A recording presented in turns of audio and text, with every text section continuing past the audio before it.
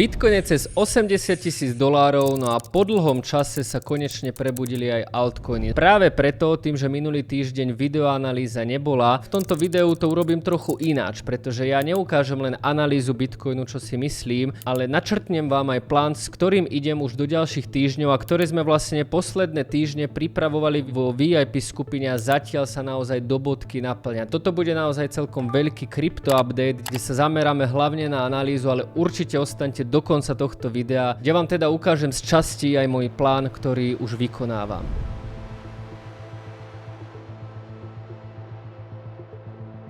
Takže tu máme Bitcoin, takto vyzerá graf. Haleluja, hurá, konečne tu máme 3 mesiace rastu. Aj keď vlastne tento marec bol ešte taký nie moc podarený, tak naozaj apríl a maj sú konečne ziskové. Nie sa ničo čudovať, lebo sme tu mali 6 mesiacov po sebe, alebo 5 mesiacov v podstate po sebe idúceho poklesu. Za mňa kľúčové hladiny. Určite táto monthly sviečka, alebo toto low, hej, vždycky, prosím vás, moja taká rada, keď chcete pozerať nejaké naozaj fakt rezistencie, pozerajte to na mesačných a týždenných grafoch. Ja vám potom ukážem, ako brutálne to reaguje. Ja mám tu na graf Binance, ale vo svojej podstate môžete používať aj graf Bybitu napríklad. Čo sa týka toho mesačného, veľmi silná rezistencia je na 82 536. Vo svojej podstate ďalšiu rezistenciu máme možno až niekde tu, to je celkom ďaleko, takže za mňa jediná taká naozaj zmysluplná rezistencia je táto. No a keď sa pozrieme na týždenný graf, tak za mňa ďalšia zmysluplná rezistencia, okrem vlastne tejto, ktorú sme tu mali na 78,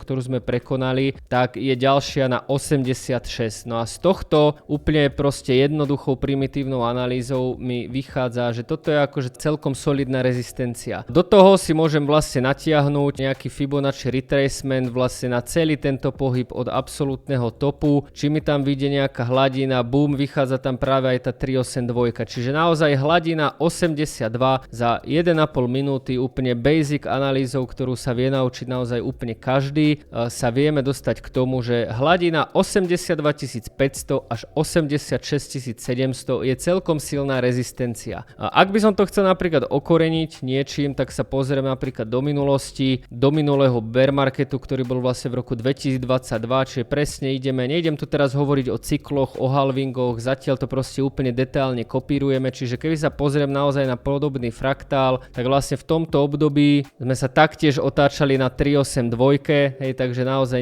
netreba to brať na ľahkú váhu, naozaj tá 382 je podobná. Tu nás sme vlastne, keď si dáme tiež nejaké mesačné sviečky, áno, toto je rok 2022, tak my sme tu mali 3 mesiace poklesu, potom nejaký návrat a ďalšie 3 mesiace poklesu a tu už sa tvorilo akože to finálne dno. A keď sa na to pozrieme, skúsme cez tie týždňové sviečky v rýchlosti na nejakú cyklickosť, na nejaké proste podobnosti s tým, čo bolo, tak date range od toho absolútneho topu po nejaké to dno, to trvalo 364 dní, proste takmer 1 rok, hej, od 8. novembra do 7. novembra, hej, tuto krásne vidíte, proste zhruba 1 rok trval bear market, to je úplne typický bear market pre krypto, no a keby sme si to vlastne dali, aktuálne nám tam ešte určite pár dní chýba, respektíve aj pár týždňov chýba, hej, že 364, čiže tu na už vidíte, vychádza to zhruba na október, hej, čiže tu na vidíte, že toto by ešte dno byť nemalo, takisto môžem urobiť úplne jednoduchú funkciu, vlastne skopírovať si tento pohyb bear marketový, hej, že jak sme sa akože vyvíjali, vidíme, že to celkom akože kopírujeme, hej. Ja som sa to už teda dostal k nejakým 4-hodinovkám alebo plánu, tu na aktuálne vidíme triangel a ja už teraz prejdem na ďalší graf, je to takýto triangel, za mňa mám tu na objednávky na short. Jeden short už máme chytený a tu sa krásne pozrite, aký short to asi bude. Je to presne tento. Z toho monthly levelu. Pozrite sa, aké odmietnutie proste na to monthly levely prišlo. Čiže môj aktuálny plán je taký, že do tejto zóny dávam objednávky na short. V tejto príležitosti by som vám chcel ešte pripomenúť dve veci. Stále súťažíme s Bybitom o MacBook, takže stačí splniť veľmi jednoduché podmienky, zaregistrovať sa cez tento link, ktorý budete mať aj dole a vložiť tam $100 a môžete to buď minúť cez Bybit kartu alebo urobiť nejaký obchod. Pozor, extrémne dôležité, od 1. júla platí v Európskej únii MiCA licencia a teda Bybit EU túto licenciu má. To znamená, že od 1. júla všetky burzy, ktoré chcú pôsobiť v Európskej únii, by mali mať MiCA licenciu. Tie burzy, ktoré tu MiCA licenciu nemajú, tak sa reálne od 1.7. stávajú nelegálne. Bybit túto licenciu má, je teda schválený Európskou úniou, no a vy, teda ak si založíte účet dokonca z mojej komunity, môžete vyhrať MacBook, takže to určite odporúčam. Takisto vám chcem dať do pozornosti na exkluzívne prvý workshop, ktorý bude v Bratislave, kde za jeden deň odhalím tie najkľúčovejšie veci môjho 10-ročného know-how a skúsenosti. Zároveň tam odokriem to, ako sa idem pripravovať na jesennú fázu, pretože ja už som vám na tej analýze ukázal, že podľa mňa dno bude na jeseň. No a ako sa pripravujem, čo by som chcel nakupovať, konkrétne veci a 10 rokov skúsenosti, ktoré si odnesiete v priebehu jedného dňa. Takže takisto link na tento workshop vám dávam takisto aj do pripnutého komentára. Workshopy budú pokračovať až na jeseň a garantujem vám, že tá cena bude úplne iná. Takže teraz máte jedinečnú možnosť za brutálnu cenu. No ale keď sa vrátim späť k Bitcoinu a vrátim sa napríklad k nášmu VIP členstvu, tak my sme tu 4.5. dávali krypto nákupy, mali sme ich až 6. Takisto už 4.5. sme si zadefinovali niektoré hladiny na short Bitcoinu, to vám akože úplne neukážem. Tu ale vidíte, že je tá prvá hladina práve na tej monthly rezistencii. A toto boli naše pozície, ktoré sme vlastne pred 9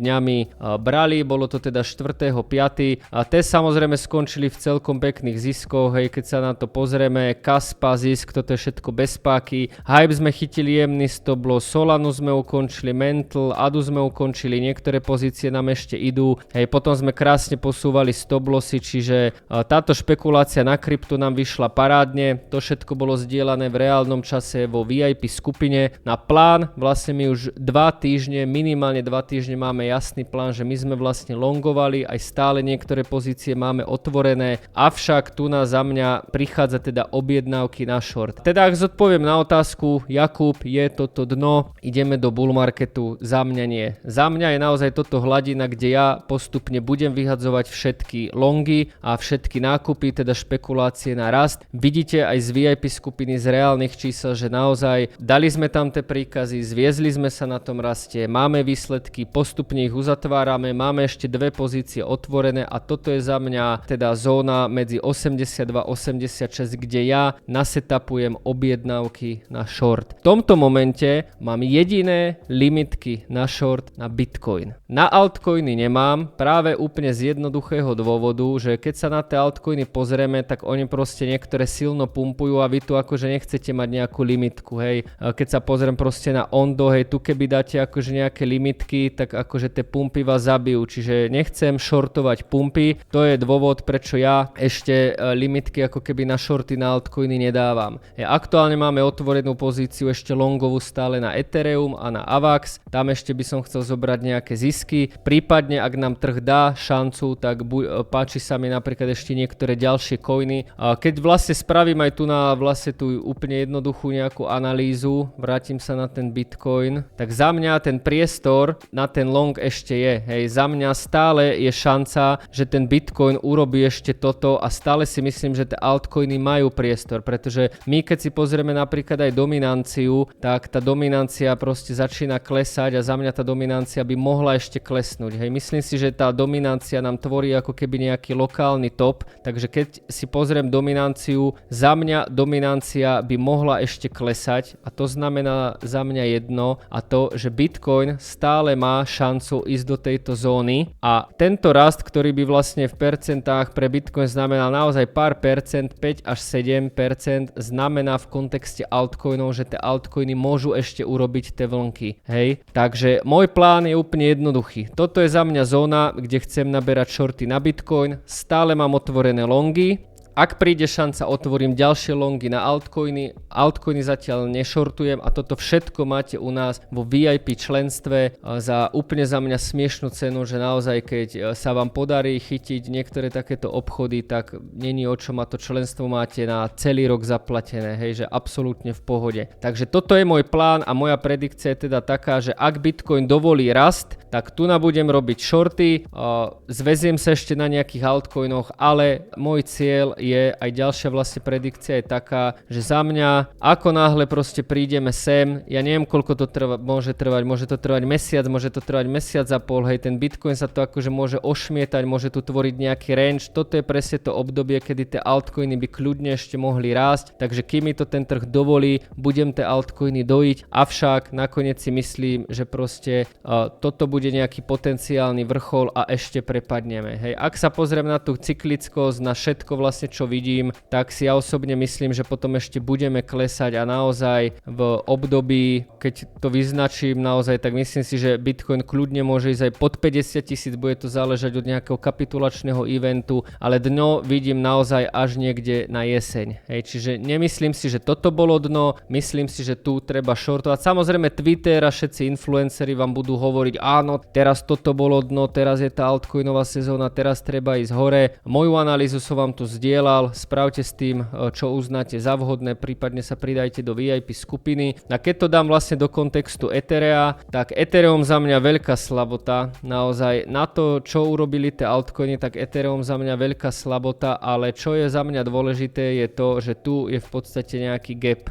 Tu je na Ethereu gap a za mňa stále je toto, preto mám aj na Ethereum ja stále otvorený long. Za mňa je toto proste nejaká bullish vlajka a moja priorita je, že my pôjdeme vyplňať tento gap. Hej, toto je zóna, kde my vidíme, že nie sú žiadne rezistencie, proste není nič, hej, tá silnejšia rezistencia možno začína až niekde tu. A toto je bearish vlajka, takisto tu máme vlastne support pekne potvrdený. Čiže hej, túto hladinu, hej, tu sme akože vystrelili, bol nejaký fake, ale vidíme tu proste niekoľkokrát na tom Ethereum, hej, resist, tu nás sme vytvorili štruktúru, vyrotovali sme potvrdenie,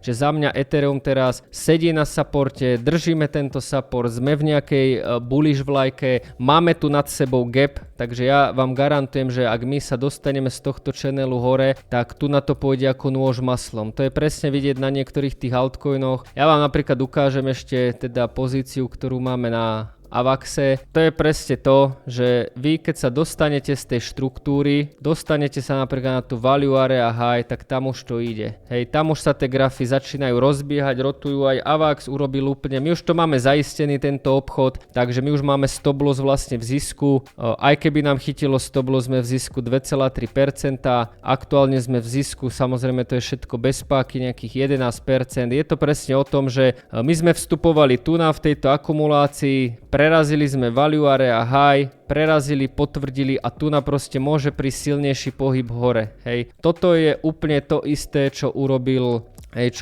Engine, že proste tu vyrotujete do tej pumpy, čo urobilo Ondo, čo urobilo Sui. Hej, a v podstate všetky tieto coiny, ktoré sme mali, Sui sme uzatvárali vlastne skôr, tu na to vidíte 10.5. berieme 32% bez páky, hej, takže Sui sme uzatvárali ako prvé a to je presne to, že vy ako náhle prekonáte value area high, tak to sa proste rozbehne. Ja si osobne myslím, že naozaj tu máme ešte priestor urobiť niečo takéto a čím dlhšie budeme v tejto zóne, tým tie altcoiny môžu ísť hore, ale pozor, treba dávať extrémny pozor na to, aby ste to ako keby neprehnali, neprepálili, neboli tam moc dlho a aby vás to zase nezamklo, že vy tu na tých topoch potvárate longy a potom príde toto, lebo toto podľa mňa príde. Takže treba to dobre ošefovať, tak ako to my robíme vo VIP skupine, no a to by bolo z mojej strany všetko, no a my sa vidíme zase pri ďalšej analýze. Čaute.